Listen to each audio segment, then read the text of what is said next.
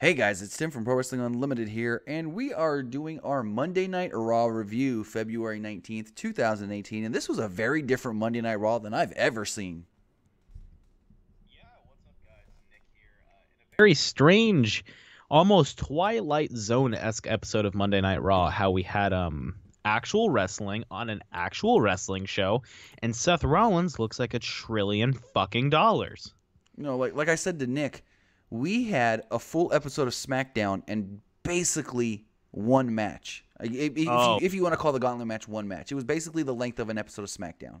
It was utterly fantastic. I mean, loved it. According to WWE.com, they have it broken down in 5-6 different matches. As far It as is technically the longest match in WWE history. I think so. I think they said probably second to this was like an 85-minute match with Bruno Sammartino. Yeah, it was Bruno Sammartino and someone else. It was 81 minutes. Yep. Which sounds fucking awful given how wrestling was back then. It wasn't. I don't know. It's a fucking 81-minute bear hug. But I mean, these matches went. Well, we'll run it down here in a second. Let's see who's joining us in the live stream right now. We got Nicole Paulus, Luis Woken King Slender. We've got Luis Barreto. Hold on, let me try this one. We got Ziljahan 65. What is going on? We got Herman in here. We got John Cena 62-700. 3-match. Thank you. Just 3-match. That's it.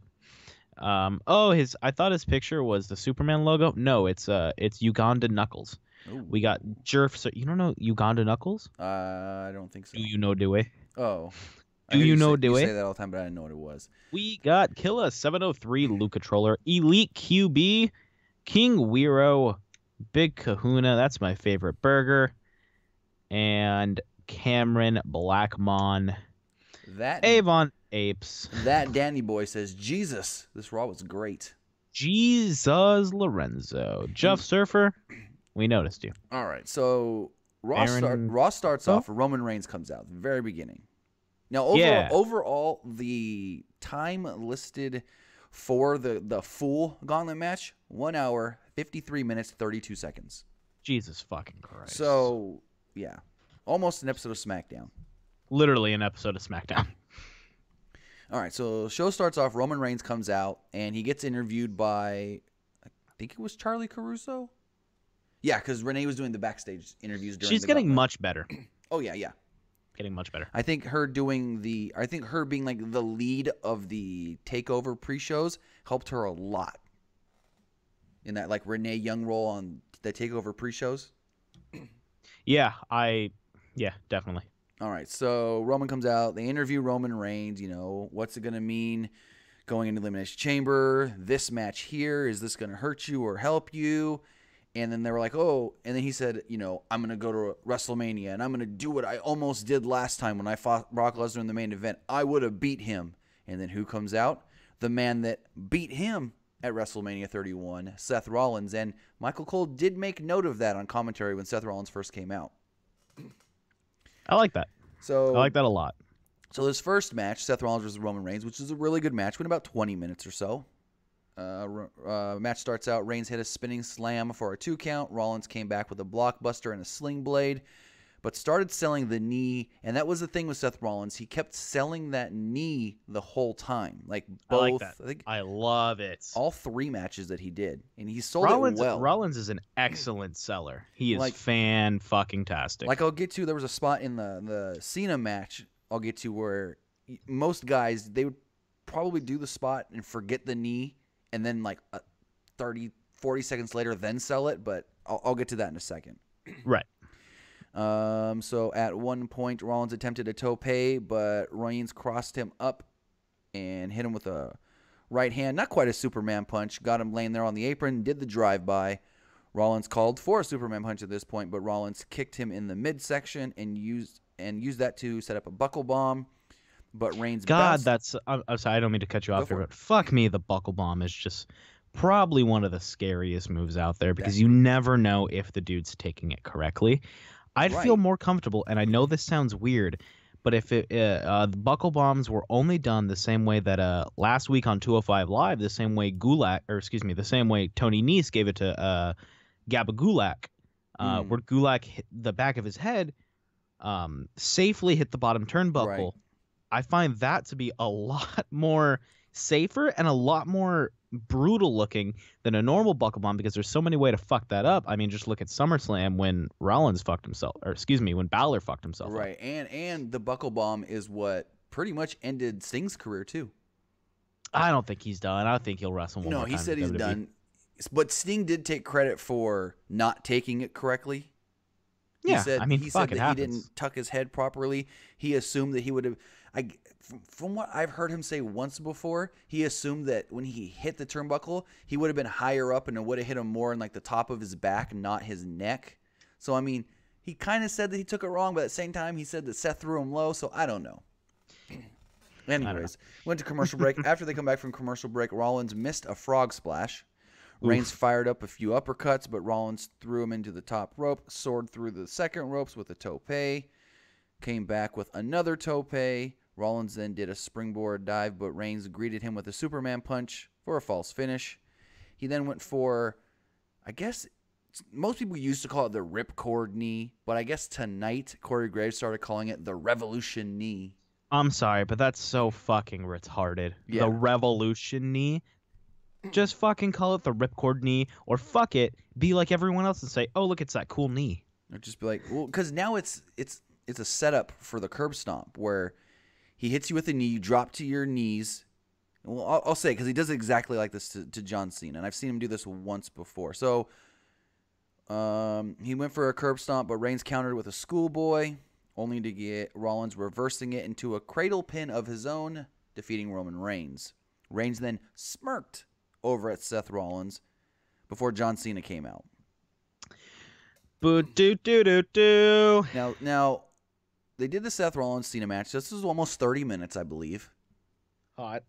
And what I liked was during these gauntlet matches, they would picture-in-picture with Renee Young interviewing the last wrestler who just got beat backstage. That was actually I really like that a lot. Yes, I like that a lot because you're still getting action. You're seeing the wrestling in the ring, but you're also going to get a backstage segment, and it's not some overly scripted backstage segment. Right. Right. So let's see.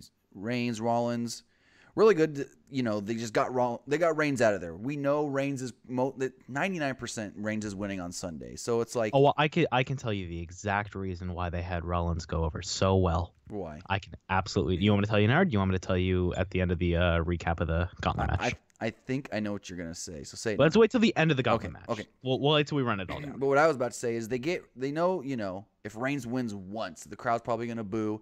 And since Reigns is already winning, most likely on Sunday, there's like, it's not gonna hurt him to be the first one in, the first one out. Exactly. So we go John Cena, Seth Rollins, which I loved Seth Rollins, Roman Reigns, but I absolutely loved Seth Rollins, John Cena. Have they ever put on a bad match against each other? I don't think they have.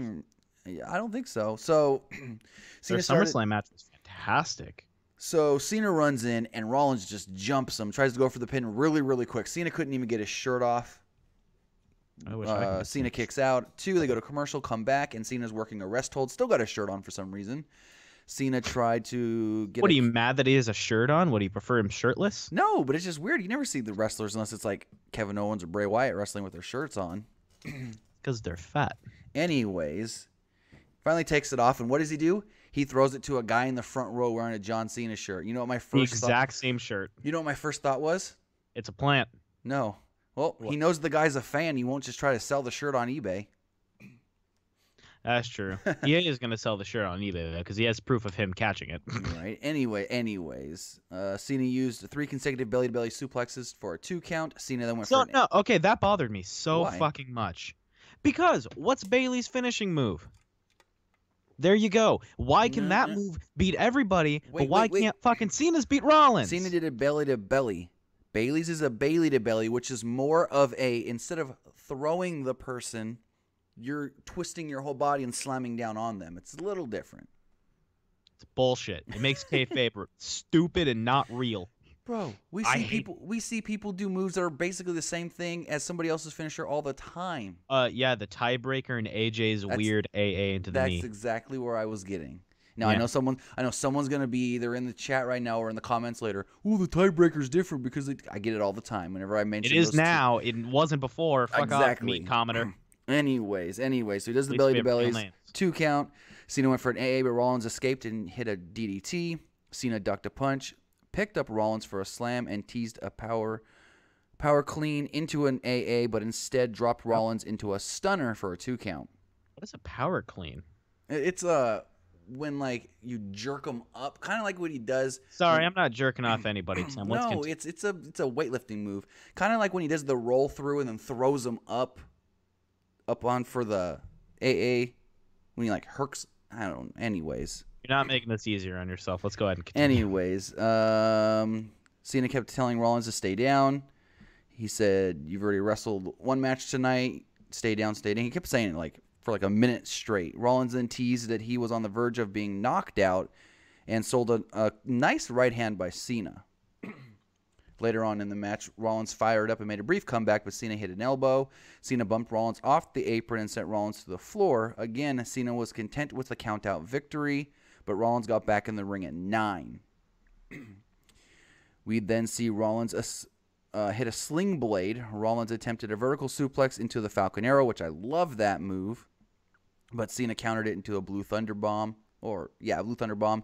Cena teased the 5-knuckle shuffle, but Rollins kicked Cena against the ropes and landed a super kick for a 2 count. Fast forwarding here a little bit. Rollins raced to the ropes as he had Cena down after hitting an enziguri. He jumped up to the top rope, hit a frog splash, but Cena only kicked out at 2.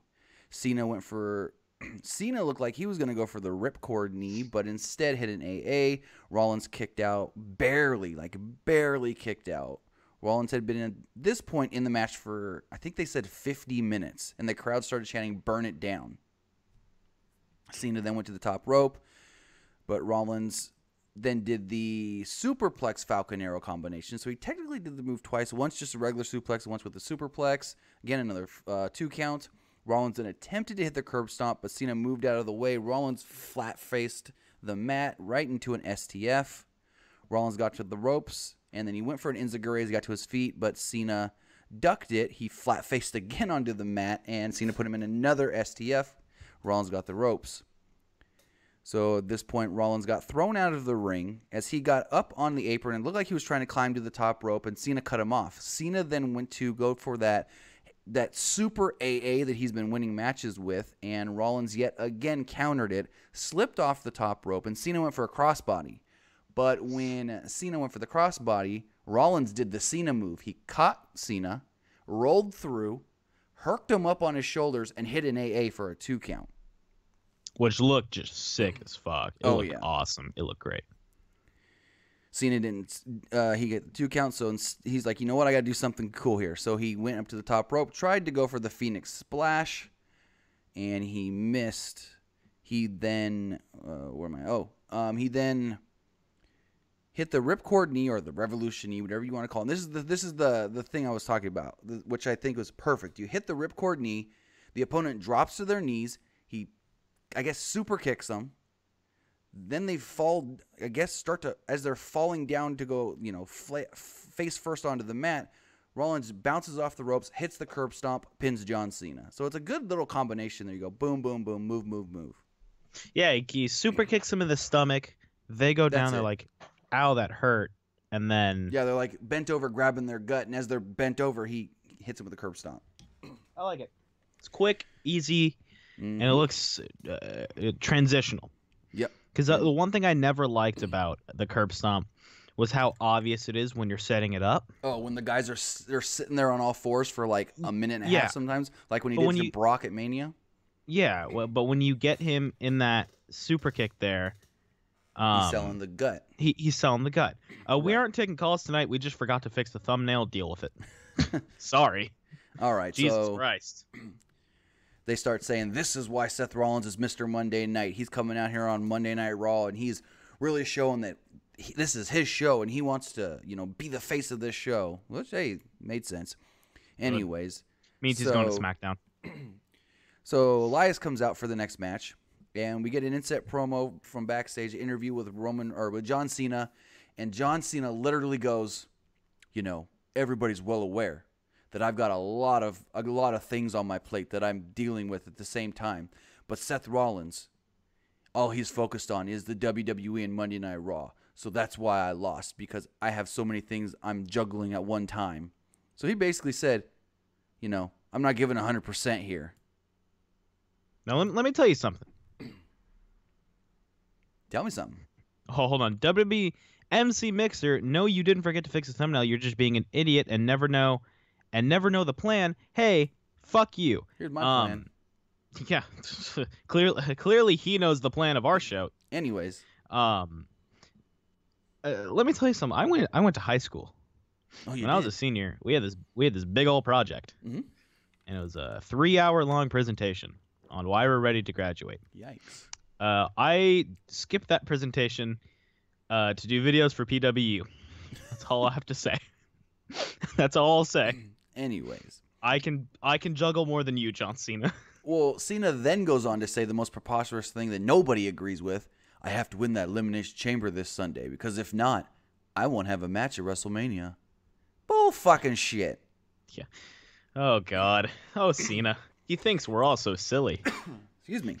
So, he thinks we've never paid attention to wrestling before. So we get Elias versus Seth Rollins, and Elias immediately... It's basically brother versus brother, right? That's what they look like. He immediately puts him in a half crab, working that knee, which is perfect. Perfect. And Elias did win with a drift away in about 8 minutes or so.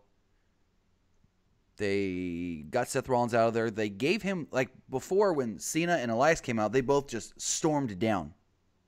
Like, oh, I got to get there quick. But after this, they let Rollins get out of the ring. They gave him time to compose himself. The crowd started chanting, "Thank you, Seth." And did he get a standing O? I believe most people were standing. I mean, this is what it looked like. I couldn't really tell because they were either had the crowd zoomed in on a fan, or it was zoomed in on Seth. They never did like a wide shot to show everyone standing. But hey, speaking of fans, shout out to Dash. Oh yeah, who had a PWU sign that got on the air tonight. So thank you, sir. Actually, thank you, sir. During the gauntlet match and during the Asuka segment. Yeah, so thanks, Dash. I don't know if you can hear it, but thank you. So, they never did like a wide shot, but Michael Cole did say the entire crowd here is standing for Seth Rollins. So, and he still sold the knee as he walked back to the back. Good, I like it. So hopefully he sells it on Sunday too. And then Finn Balor started coming out. Finn Balor just did his whole entrance. He said, "Screw you, Elias. I'm just gonna do my entrance." Oh God, did he walk out with a double bass? No. Shame. He had that burgundy on again this week, though. Ooh, burgundy Balor's best Balor. This match went about 17 minutes. Crowd chanting for Strowman during the beginning of this match. Balor made his comeback with a series of forearms, but the crowd just wasn't into either guy for some reason. Elias went to... Well, I can tell you why. Why? I mean, it's the hangover. You just watched Seth Rollins put on probably the best performance on Raw in a long time, so they're probably like, oh shit. It's like going from the Royal Rumble to that Raw Tag Title match. Exactly. I get it. Yeah, that makes a lot of sense. I didn't think about that. Yeah. So Elias went to drop. Wait, what? Balor kicked Elias into the head, and then Elias punted Finn. Balor got back in the ring. Did a sling blade, went for a sling blade, but Elias countered it into a clothesline and a Liger bomb for a 2 count. They go to commercial. As they come back, Balor was finally kind of getting chanted because, like I said, this went 20 minutes, so eventually the crowd got back into it. Mm-hmm. Balor got to his feet at one point and hit a double stomp for a 2 count. Balor ducked a clothesline, hit the sling blade, drop kick to the corner, coup de grace from the top rope. 1, 2, 3. Elias is out. Elias then gets interviewed backstage by Renee Young. He said that he's coming in last in the Elimination Chamber. He'll pick his bones from whatever 5 men are left, and apparently forgot that it's 6 other men, and Michael Cole corrected him. Oh, thank God Michael Cole corrected him. Thanks, Mikey. We then had The Miz come out. Miz versus came to Finn play. Balor. These two were having a little war of the words on Twitter over the weekend, with Miz saying that Balor's nothing more than a background performer, and Finn saying, well, according to the universe, I'm over. It's so scary how accurate he is. that on Raw he's an absolute background guy, but the fans fucking love him. But according to Raw, just the way they're booking him, he's such a background guy, and it sucks. It was funny though because Miz posted that when he tweeted that, he posted a picture from Miz TV where he's like right up on the camera, and you can kind of see Finn behind him sitting in a chair. Yeah, I love it. So at first, the Miztourage is the only ones to come out on the stage, and they start running down to the ring, and Balor's like, come at me, bro. And then Miz comes at him from behind. Balor. Classic. Let's see, comes at him from behind. Miz then clamps on an arm bar, and Balor got to the ropes. I love arm bars. Arm bars are one of the most truest moves. Like Brock's, what is it, the Kimura? Yeah, the Kimura. His arm bar literally looks like it could fucking kill me. Oh, yeah. And I absolutely love it. It just looks like such a legit move. We're going to get all them arm bars and flying arm bars once Ronda Rousey's in, which I got some to talk about that later. Oh, boy. I already did a lot of that. Okay, so arm bar, Balor got to the ropes. Balor sold it like it was a damn George St. Pierre arm bar, like his arm couldn't work after that for a little bit. Miz continued to work over the arm. Balor escaped, but got a skull-crushing finale, only for a 2 count. While the referee's back was turned, Dallas grabbed Balor's arm as he was leaning over the top rope, like he was, I don't know what he was doing, but like Balor was yelling at Dallas, who was outside, so Bo Dallas just jumped up and pulled his arm, which worked because they were working over that arm the whole time from the armbar spot. Miz then followed it up with the O'Connor roll for a 2 count. Balor wiped out Alex and Bo Dallas as they both tried to jump up on the apron. Oh, no, that was before. So this spot was Miz whipped him against the ropes. If you would have thought Balor was going to come back at Miz, but instead of bouncing off the ropes, he just Terminator dives over the top rope to wipe out Bo Dallas and Curtis Axel, which is very unexpected. And Michael Cole on commentary was like, "Oh, we got a super chat donation, $5 from Hot Doggo." He says, "Do you think the Ascension or the Colognes or Titus Worldwide should become tag team champs?" Titus Worldwide. Fuck it. Give him a little bit of credibility. No, I'm being dead serious. Give him some credibility. Make them look like legit people. Anyway, so it was a good spot with the Terminator dive because no one expected it. Usually that's you bounce off the ropes, come back at your opponent. Michael Cole even said it. He goes, "Whoa, that was very unexpected." So he does that, gets back in the ring, goes up to the top rope, and Dallas and Axel jump up on the apron. He knocks them both down, went for the coup de grace, or as he was about to jump for the coup de grace, Miz crotches him, hits the skull-crushing finale. Miz defeats Finn Balor. And then Miz plays it up like he forgets who's coming out next. The final man, Braun Strowman. Because Miz has got this look on his... Miz has got this look on his face like, "Oh, I just beat Finn Balor. Hell yeah." And then all of a sudden Braun's music hits and he goes, like he's got that look on his face like, I'm about to die. He's like, "Oh, cool, I'm going to die. So much for my fucking child." Right. So Renee Young interviewed Balor backstage. He said that it didn't matter that the Miztourage was out here tonight because on Sunday they're locked out of the chamber and Miz will be locked in with 6 other guys. And he vowed to win the Elimination Chamber and go on to WrestleMania, beat Brock Lesnar, and take back his Universal Championship. Now, did he say that classic fucking line? What line?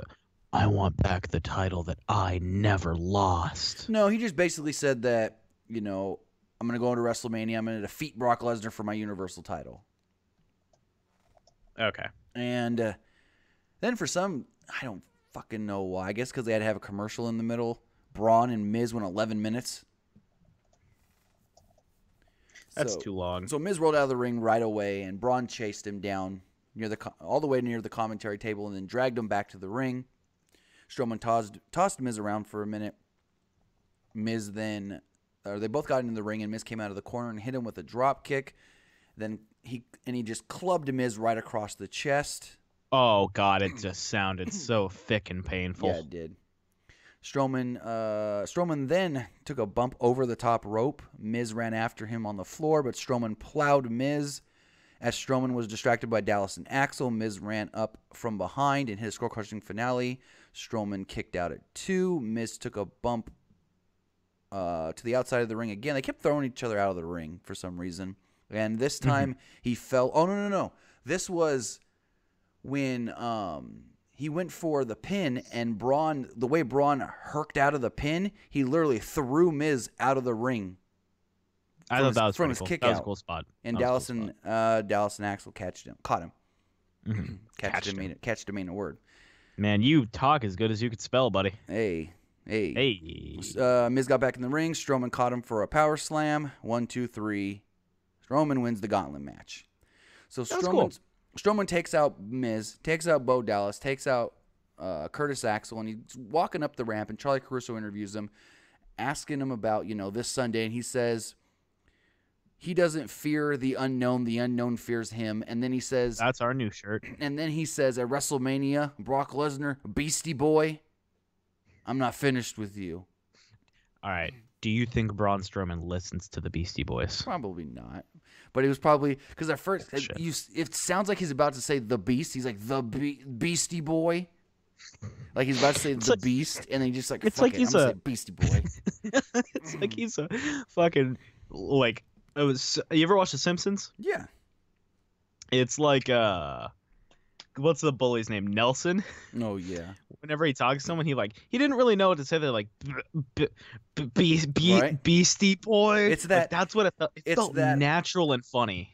If you want to compare him to Nelson, it's like that unintelligent bully who has no comebacks. Yet Braun had a great comeback here. It was so good.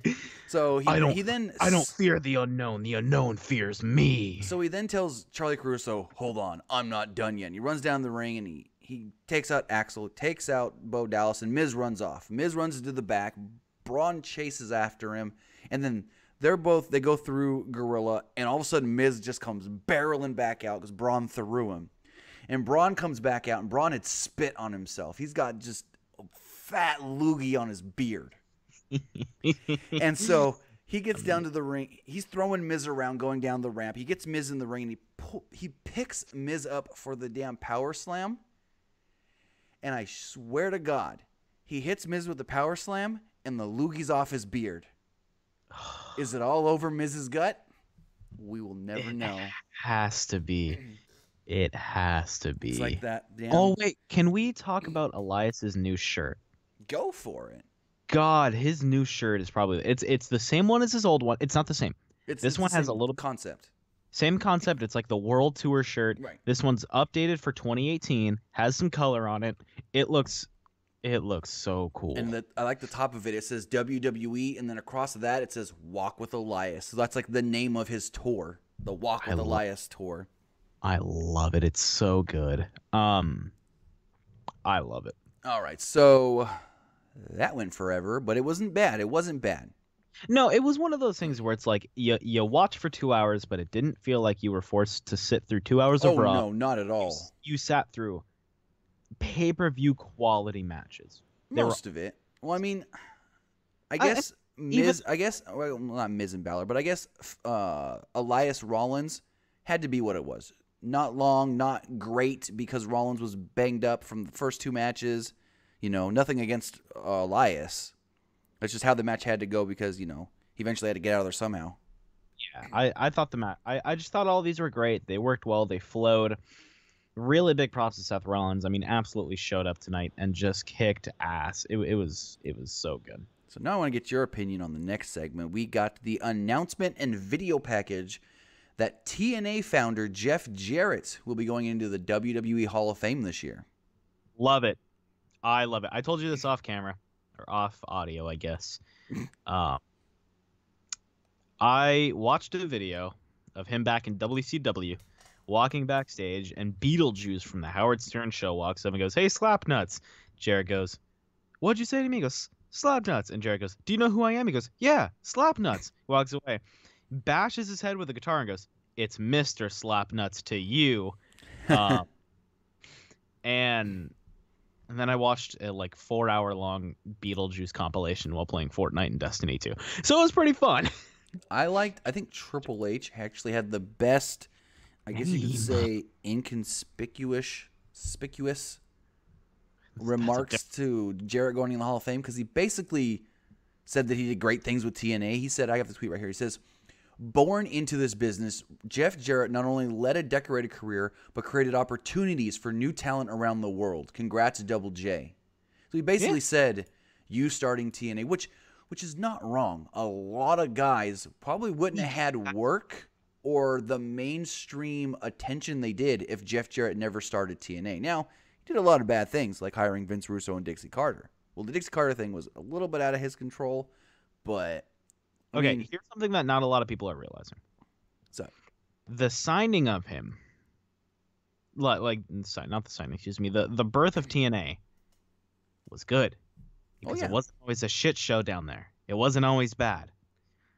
It gave a lot of guys a chance. It gave a lot of guys who couldn't cut it in WWE. It gave them that hope of like, hey, maybe I can be a fucking professional wrestler. And yes, it was fucking hokey for a long time, and it was bad, and it was unwatchable. But if you go back far enough, not even that far, you would find some fantastic. I think their best years, 2005, 2006, 2007. The Kurt Angle years. Yeah, right before Kurt came and that year or two after Kurt came. I'd also say around the time Jim Cornette was in there. That's about the same time. Yeah. So there was a lot of good in TNA, and Jeff Jarrett really kickstarted that also. Hey, the guy deserves it. I like Woken King Slender. JEFF JARRETT. That's Double J, Jeff Jarrett. I can't spell. I should start doing that with my name. TIMMY JARRELL. I should do that before every intro. You really fucking. I'm just kidding. Anyways, back to WWE. No more TNA talk. Anyways, so Asuka comes out and Renee Young's interviewing her, and unfortunately, I think they gave Asuka one too many lines because she kind of stumbled a little. Which I'm not knocking her for it. It's English ain't her first language. So don't give her so many lines with big words. Also, don't fucking give her shit because she can't speak English. Well, she can. Hey, you go fucking speak Japanese. She's one of the from all the Japanese superstars that I can remember in WWE, she probably speaks the best English. Still. So Asuka said she controls her own destiny, and her destiny is to win the Raw Women's Championship at WrestleMania. Pointed at the WrestleMania sign. She got lost a little bit on script. She froze and then just started spitting out her catchphrases. All of a sudden, you see, it was so funny. You see Renee Young. She's looking like at Asuka, but at the camera at the same time, like the hard cam. And then she kind of looks behind Asuka, and here comes Nia Jax. And so Renee runs out of the way, and she kind of like says, "Look behind you." And so Asuka turns around and goes at Nia and cuts Nia off before Nia can attack her. And I can't remember if it was Cole or Coach that said it, but they said something along the lines of, "Oh, I think Asuka knew she was coming, or she's got some kind of powers because she cut her off quickly," or something like that. Like, what? Of course she, yeah.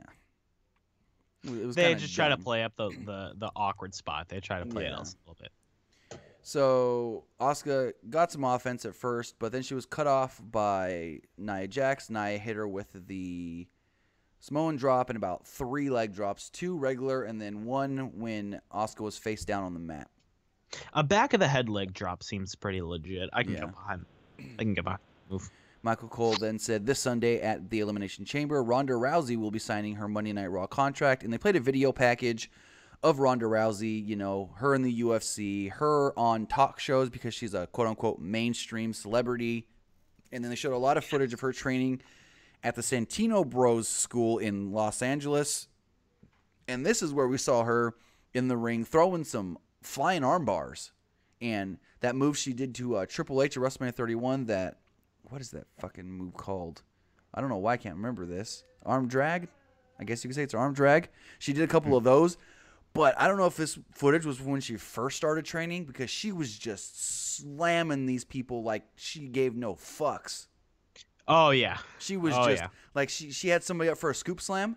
And usually like you have them up for a scoop slam and I'm not a wrestler, so I'm not saying this like I know exactly how this is done, but from watching wrestling for 20 years, over 20 years, you like have the scoop slam and you go down with them kinda, so it's not you're just not just dropping them, but she get about halfway and she just throw them. I'm like, looks legit. Shit, Ronda's gonna hurt somebody. She does look like she's working. I'm like, somebody that's in her first or second match, that's not Stephanie, may complain on Twitter. That bitch is a little rough. She's a little stiff. She better not face Dana Brooke, because Dana Brooke ain't against complaining. That's very true, huh? Dana Brooke. Did you see Dana Brooke's tweet about the women's chamber? I did. She said, the men get 7. Why can't the women get 7? Oh, it's because I'm a ghost. That's basically what she said. Boo. She's great, though. I love her. I think the greatest thing was they showed Ronda training at the Santino Bros in a Bo Leave shirt. Yeah, I like that, too. That was cute. All right, so then we got a 4.5-minute match. Titus Worldwide against the Raw Tag Team Champions. Let's see. There was a fan at ringside that had a sign that said, push Apollo Crews. That sign was factually incorrect because he's no longer Apollo Crews. He's just Apollo, which is weird because, like, 2 weeks ago, they did it was last week. They did the whole Crews can't lose. Apollo can't wallow in defeat. You know what the dumbest thing I heard about this today was? It was because of the shooter? Yeah, which at that point, I don't blame Vince. I don't think that's true. I don't think it's true either, but if it is true... You know who true, reported that? Oh, yeah. Let's not name drop it. Yes, I know who reported it. All right, well, so let's name drop. Anyways. Let's not name drop. Oh, you said name drop? That's all I heard out of that. So, match was... Michael Cole did call him Apollo Crews, though. Did he? No, it was Michael Cole. Michael Cole feels like he can do whatever he wants. He does. It's like good thing Booker wasn't there. Because Booker really don't care. Anyways. Yeah, Booker also calls everyone by their last name. So did Corey Graves most of the time. That's true. He always calls him Cole. He never calls. He never says Michael Cole. He's always, you know what, Cole? Yeah. Anyways, so match was only a couple minutes long. Titus pinned Cesaro with a schoolboy cradle, and they ran out. That was it. Crowd wasn't really into this match. Again, it really didn't have much time to get going. Exactly. We then learned that Matt Hardy will once again face Bray Wyatt at the Elimination Chamber. Oh boy, I'm like so excited! Right? Oh, God, I can hardly contain it. They did one of those back and forth pre-tape segments with Matt Hardy and Bray Wyatt. Bray Wyatt says it's not just because of the fans, but because of Hardy that he's going to end him. He said that this will end at the Elimination Chamber. Hardy then popped on screen and said that he and Wyatt have been battling since the beginning of time, and their battle is just beginning. I'm like, are you kidding me? Just beginning? Hardy then said that Wyatt must be rendered obsolete, and the Woken Warriors will be by his side. Now, that is one good thing about him being Woken Matt Hardy instead of Broken Matt Hardy, because now he does have that Woken Warriors thing for his fans. You know, like we had the Canaanites and the Millions and the Edgeheads. Well, now Matt's got the Woken Warriors. The Canaanites, I'm assuming, were Kane. Yeah, you don't remember that? Really? No, I think it might have been too young. He did a backstage segment with The Rock and Hulk Hogan. And Hulk Hogan was like, I remember seeing this. I was like, Tim, I don't think I was even born yet. No, I think you were born. It was at least 2002. Okay, then I was 3. Anyways, I'll recap it for you. Hogan basically says, I've got the Hulkamaniacs. Rock says, I got the Millions. And Kane goes, well, I got the Canaanites. I like it. Canaanites. Wyatt says that Matt Hardy will surrender to him, and Matt said that Wyatt will be deleted at the Elimination Chamber. Oh boy, this is fucking garbage. Can't wait for this. Absolution then did it. Oh, I need to talk about this for a second. So, these iPhone promos. Did you see what Kevin Owens did over the weekend at the house show? This is what everyone's doing, right? They talk to their phones. He goes, they talk to their phones. But where's my credit when I was doing this 6 years ago? Yeah. Oh, God. I like the iPhone promos, though. They're good. Mandy Rose said, since she and Deville are partners, they can team up against all the other women in the Elimination Chamber, and this will not hurt their friendship. We then got a 6-woman tag team match as the main event of Monday Night Raw. Mandy Rose got the heat on Bayley early, including dropping Bayley on her face when Bayley attempted a kick. Bliss then tagged in when Bayley went down, much to the dismay of Sonya Deville. They did the old referee didn't see the tag spot, and Banks tried to tag in. That led to Banks and Rose somehow colliding head-to-head. It was a pretty bad headbutt. Like, they just ran right into each other. Yeah, James, it was brutal. Everyone's mad at me because I'm only fucking 18. I'm turning 19 on Thursday, so there's that. Mickie James then got the hot tag off the top rope. Thez press on Rose.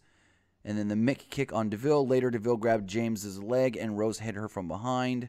Rose used an abdominal stretch and an inverted gut wrench suplex. James hit the flying head scissors on Deville, but Deville recovered to take James out with a double leg. At this point, the commentary started to realize, hey, is Alexa just going to let Absolution do the whole thing? She hasn't tagged in once. And it's like, well, yeah, she's a champ. She wants to be at least close to 100% on Sunday, so she's going to do as little as she has to here, which is smart. Yeah. At one point, Sasha got in and used the double knees to take down Mandy Rose, and then all 6 women got in the ring. Banks tried to pin Alexa Bliss with a schoolgirl cradle, but Bliss reversed it. Bliss violently sent Banks into the corner, but Banks got a schoolgirl cradle into the Banks statement, and Alexa Bliss tapped out to Sasha Banks. Yeah. After the match, Mandy Rose and Sonya Deville laid out Sasha Banks, laid out Bayley, and then Bliss was standing in the ring with them as it looked like they were going to attack Bliss as they backed into the corner. Mickie James then ran into the ring and aided Bliss. The two teamed up together and hit they teamed up together, took out Mandy Rose, and hit the Mickie James's DDT, a double DDT. Mick Pick 2. Mick Pick 2? Is that what they called it? Let me get a Mick Pick 2. Well, I know before these, like I think it was in TNA, they called it the Mickey T or something like that, and then she's got the Mick Kick. Anyways, they did the double DDT on Sonya Deville, and then they walked up the ramp together like they were a duo. Yeah. And Michael Cole kept saying, well, you know, Alexa Bliss is the reason Mickie James is back in the WWE. Not Accurate. Because she had a great match against Asuka at TakeOver in Canada. And the crowd loved it. True. So that was Monday Night Raw. It was a good show. It was very honestly. Look at what I just said in the chat. They asked how we met. Honestly, you know what I'm thinking about? We didn't get any goofy scripted backstage segments at all. No, we didn't. Which means we're going to get a fuck ton tomorrow on SmackDown. Other than those backstage interviews during the Gauntlet match and the iPhone promo from Absolution. Oh, and the Matt Hardy Bray Wyatt thing, but that wasn't really goofy. It's just Matt Hardy Bray Wyatt. Yeah, it's just how they are. But there was none of random wrestlers bumping into each other backstage and having to recite lines and exactly. Like we usually see.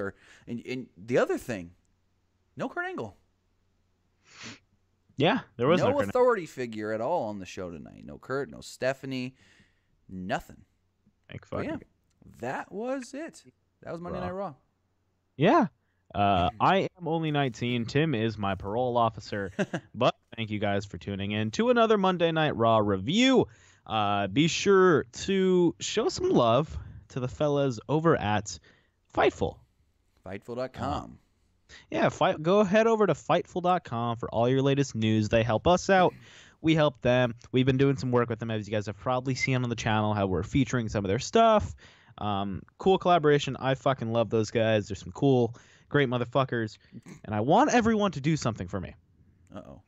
I need everybody to tweet this gentleman. I'll put his Twitter in there. I want you to tweet hashtag PWU for life to this gentleman. To who? You see it? Uh-oh. Go tweet him. Actually, no. I messed that up. Don't tweet it to that. You put it in wrong? Yeah. Okay. Everybody, go tweet him. Hashtag PW for life. TJ Mods. Get the fuck out of here. Yes. No one fucking wants you in here, bud. No one fucking wants you, bud. Everyone go tweet. Hashtag PW for life. Why are we saying I forgot about the Seth plan? What's Seth plan? There is no Seth plan. Talking about I skipped Seth's backstage interview or something? Can you guys talk about how you met on the pod Wednesday? They're telling me. They're telling me. No, okay. What I was gonna say was the reason Seth Rollins looks so strong. Oh, that's right. Is because they're gonna fucking swerve us in the end. Roman's gonna win the Chamber, but he looks so fucking strong in here that we're all thinking, oh fuck, Seth has a really good chance of winning the Chamber, but he's not. It's gonna be Roman, but they're just messing with us. So when he wins, we're not going in automatically predicting it. That's it. Well, when you look at WWE booking, whoever comes off strong on the last TV before the pay-per-view, that's usually who's not winning. No cruiserweights on the show either. They haven't had cruiserweights on the show since before the Mixed Challenge. No. They had Drake Maverick took over. That next week they had a cruiserweight tag match, and since then they haven't had cruiserweight. So it's been 2 or 3 weeks. They did 1 week just to get the Drake Maverick thing over to the Raw audience, saying, hey, this is the new general manager. He's here with us on commentary. And then they haven't really mentioned them at all since. Which is fine. Yeah. I'm okay with that. Keep on 205 Live for now. That's totally fine. But yeah. Thank you guys so much. Definitely go tweet Sean that because we love Sean. We want to fuck with him. I love you, Sean. If you're listening. Also, follow us on Twitter. Woo! Right now, because in like the next hour, we're dropping a new T-shirt. New shirt. New shirt alert. New shirt alert. New shirt alert. New shirt alert. Anyways, it's something Nick came up with, and I think it's going to be pretty cool. We're going to work on that as soon as we get off of here. So, yeah, the quicker we get off here, the quicker we can get this shirt out to you guys. Yeah, definitely. Don't put it in chat. Go tweet it to him. Go tweet it to @SeanRossSapp with 2 P's. I'll put it in there one more time. Tim, do the outro. Oh, wait. I want to say one thing about Sean. Go ahead. I was watching his Raw review, and he goes, we're the website that's not afraid to talk about things like Brian Cage's penis. Oh, fucking Brian Cage's fucking yummy, delicious penis. Thank you, Melissa Santos, for that. Thanks, Melissa. All right, guys, go tweet him that. Be great. Follow me on Twitter @PW_Armstrong. I love you guys. Stay tuned for the new shirt. More new things. Goodbye, guys. Love you. Good night.